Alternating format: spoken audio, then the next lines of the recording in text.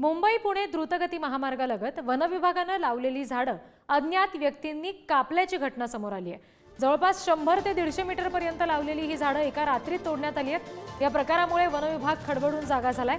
संबंधितांवर कठोर कारवाई करण्याच्या तयारीत आहे। विशेष म्हणजे ही वृक्षतोड IRB ऑफिसच्या अगदी हाकेच्या अंतरावर झालेली आहे। इतक्या मोठ्या प्रमाणावर झाडं तोडली जात असताना याकडे मात्र कोणीच लक्ष दिलं नाही।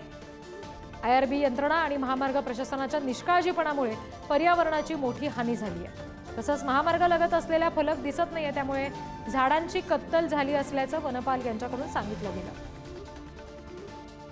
या संदर्भात आणखी तपशील देत आहेत आमचे प्रतिनिधी सागर शिंदे।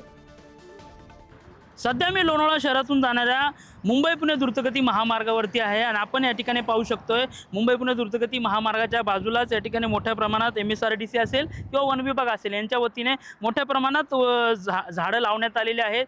हीच वनराई मात्र या ठिकाणी आपण जर पाहिलं ही झाडं एका रात्रीतून या ठिकाणी 60 ते 70 झाडं तोडण्यात आलेली आहे। त्यानंतर आता ज्यावेळेस वन विभागाला ही माहिती कळाली, वन विभाग आता या ठिकाणी पाहणी करण्यासाठी आलेला आहे आणि पंचनामा देखील तयार केलेला आहे त्यांनी। आपण जर एकूण पाहिलं या वन विभागाच्या पंचनाम्यामध्ये असं निदर्शनास आलेलं आहे की या ठिकाणी असणारा जो फलक आहे, द्रुतगती महामार्गालगत असणारा फलक आहे, तो फलक रस्त्याने जाणाऱ्या नागरिकांना दिसत नसल्यामुळे या ठिकाणी ही झाडांची कत्तल केल्या असल्याचं कळून येत आहे। एका रात्रीत ही सर्व कत्तल झाली असून कोणालाही आतापर्यंत खबर नसून वन विभाग आता याकडे कशा प्रकारे कारवाई करते आणि कशा प्रकारे लक्ष घालते हेच पाहणं खरं तर महत्त्वाचं ठरणार आहे।